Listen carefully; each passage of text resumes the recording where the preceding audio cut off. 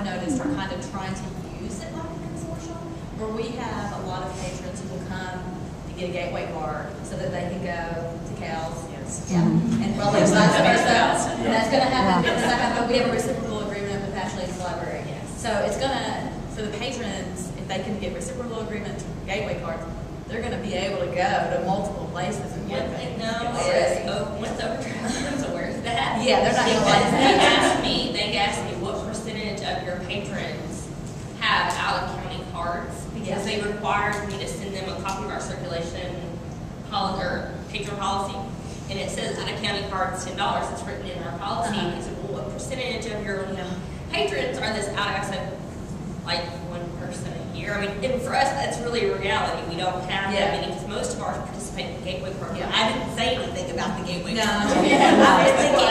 I was thinking, okay, they want me to spend, because I was thinking, the way it was presented to me is we're going to charge you more because you have X percent of your population that aren't covered in your 30,000. And so I didn't want to broach the subject of Gateway and essentially cost myself more money. So once Gateway, once they find out about the Gateway program, cost make it up. Well, they may restrict the website. Yeah. Something will happen. But we, one of the large reasons, we haven't had a huge request for ebooks.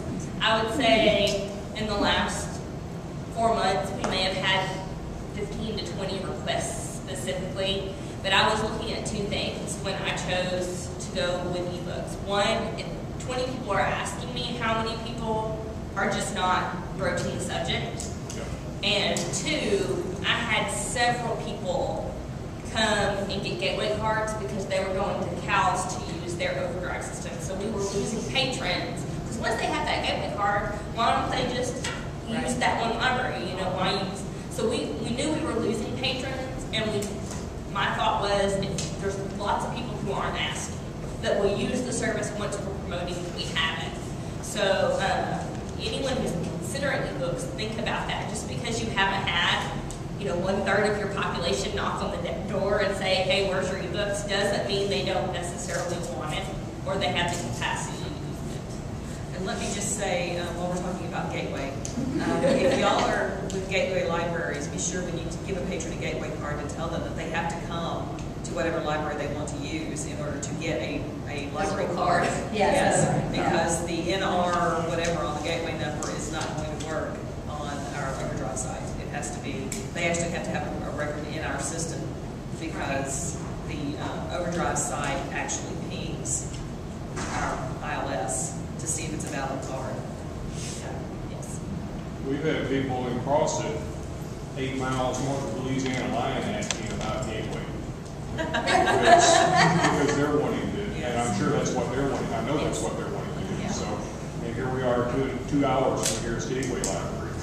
We get inquiries all the time from all across the state wanting to know if they can use our collection. And most of them so far have been in Gateway counties, but there are a few. Okay, so you're saying any gateway card will not work with Overdrive, or it's just through your system because you issue your own card? Right, because we issue our own cards, and so we have to have a record for that patron in our system in order for them to actually access our Overdrive collection.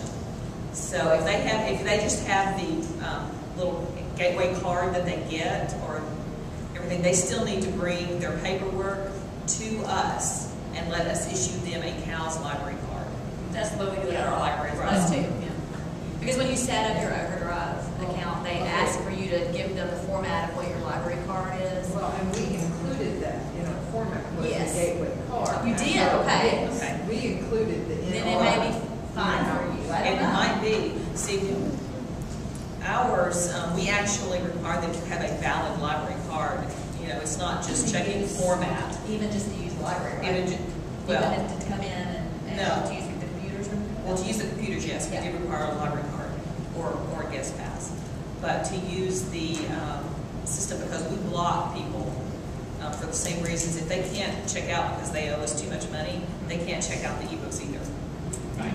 Yes. Because we have a small, we started out with a very small collection and we had to make sure that they were actually available to people, despite the fact that it expires, so at least we know they're not keeping that, you know?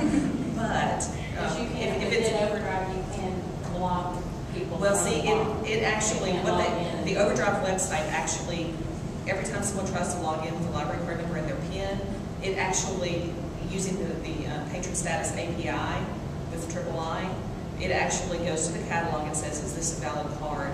And it checks for the blocks that we told it to check for. So whatever blocks, you know, that we have and we told it to check for, then it checks, and if those blocks, if the card is valid and those blocks don't exist, then the person can sign in and use their card.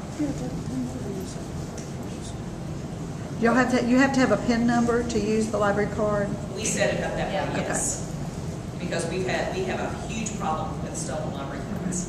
So, This is more of a technical question. Do any of y'all use the download stations the software that they provide? we So are, We're looking at, yeah, we are getting ready to set 3 up. We got 3 with our contract. okay. Three licenses with our contract, and we're getting ready to set them up in a couple of locations. We've been testing it out, and it was incredibly slow over our system, over our huge network. You know, so we're checking into that to see if there's something that we can tweak to make it go faster. And that's only audiobooks, right? Yes. Yeah. You all of it. cannot download ebooks in the library. You have to use your own. You have to basically have your own computer in order to use the ebooks. Unless you bring your own laptop in. Yes. Or a helper. But you still have to have your own computer, basically. So it's, yeah, our director is trying very hard to figure out a way to get e-readers into the hands of more people so they will check out more ebooks so we can justify buying even more ebooks. But until we figure out a way around that divide of people having to have their own computer in order to make use of it, it's hard. What we're looking at is putting a specified download station catalog in each branch and allow people to come in and download Right. at each branch. Right. Are they gonna allow that? You have to buy the. You have to buy the license for each. You have to buy their software? Yes, you do. They will, your contract will specifically say that it cannot be downloaded in the library unless you're using one of the download stations. Okay. So, And it will only be the, no, we're not. No. Is it recognizing tablets as computers or? Well, the iPad, for example, has the app that will actually directly download ebooks. So if you have an iPad and you have Wi-Fi, then you can do it, and it will work fine. It will download. You can download the ebooks that way, and you can download the MP3 audiobooks that way. The WMA, which is by far the largest Yeah. collection, yeah, those have to be transferred from a computer over to your iPad. So all the books need to be transferred from your computer to like a Kindle or something? Is that what you're saying? Yes. not Because at this not point, Kindles Kindle, aren't. yeah. Well, there's. Well, there's a. They announced this morning. It's not as, I don't think it's gonna be as good as it sounds, Right. once we actually find out how it's going to work. Well, my concern is we use NetLibrary we did audio downloads, and we just ran into glitch after glitch, and patrons were just getting so frustrated, they just never even Yeah. used it, because they couldn't figure out how to go from their computer to their MP3 player, and they were getting so frustrated. Yeah. And so I guess that's my biggest concern right now, is the amount of sometimes complications that arise in trying to make sure You it will all. probably spend a great deal of time doing Yes. tech support. A lot of time. Because there are DRM issues. Almost everyone who downloads audiobooks has to upgrade their security on their Windows Media Player. See, that's what we ran into. And yes, Yeah. it's the same thing with Overdrive. It's not simple. It's so hard to try to troubleshoot with someone over the phone. Yes, They're it is. using their home computer, and you don't know what kinds of updates they've done. You don't know where they are. You don't know what their capabilities are. We found that there was a lot of people who got readers for Christmas who just barely had used a computer at all. So you're And saying a lot of people put the ebooks on like their desktop computer at home? you have to download it to your computer, and then you Yes. have to transfer it from your computer to your device, unless you have an iPad. Right. Unless you have an Unless you have an iPad. But iPad. if it's a Kindle or a Nook Yeah. or. Well, Kindles don't work. Yeah, Kindles don't work, But but not yeah. yet. But with the Nook, you have And that is a limitation of the device, Yes. because Barnes & Noble will only allow you to download over the air their books. Right. So And it's so not hard. I'll anything say else- this, I haven't, it's not hard. It's not. It's But just- if you're but someone it's an who just extra doesn't step, have yes. certain kinds of capabilities, if you just don't have experience, you know, and somebody, I'm trying to talk you through it on the phone and you don't know the language that I'm using. And the other thing Yeah. to deal with that is that you have to have an Adobe ID. Yeah. Because it uses Adobe Digital Editions. And it has to be the same ID that you use Yes. for your Overdrive account. Right. So if And they don't have a device. computer, but they have a reader, Then They can't get it on can't. there. and they can't do it in the library. Because the Well- Adobe ID is tied to devices and not to ID, it's not actually an ID, it's a device registration. So it's tied to the device, which is why we can't allow them to use the download stations. It's a because digital tied to rights the thing. device. Yeah, in the new Overdrive, they have a new thing called Beta Help that makes it much easier, because if you click on it, it'll say, what do you have? And you click, I have a PC. Okay, what kind of device are you going to use? I have a Nook. Okay, this is what you have to do to get there. And the first thing you have to do is you have to download Adobe Digital Editions on your computer. Before you do Is anything, that a free download? Yes, it's a free download. You have to download that first. and then you have to get the ID. And then you get your, registered, and it gives you a couple of, do you want this kind of ID, or do you want this kind of ID? Do you want an anonymous account, or do you want a public account? Well, you want a public account, you don't want an anonymous account, because it's only good, only on your computer. So then you get your, whatever the second kind of account, I think it's called public, but could be wrong.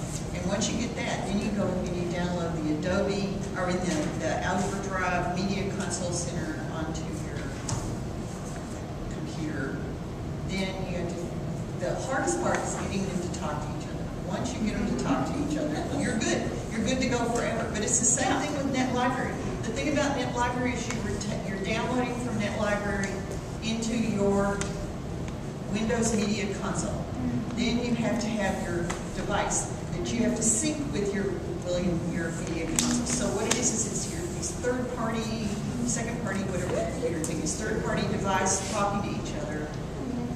Kind of what our IT guy said, he said, if you buy a Sony TV and you buy a Sony DVR player and you have a Sony sound system, you're good to go. Everything's going to talk to each other. The problem is when you buy a Sony TV, an LG DVD player, and a Pioneer stereo system and try to make them talk. They don't. So the more companies you use, the more software, different things you use, the harder it is to make them talk. But once you get them to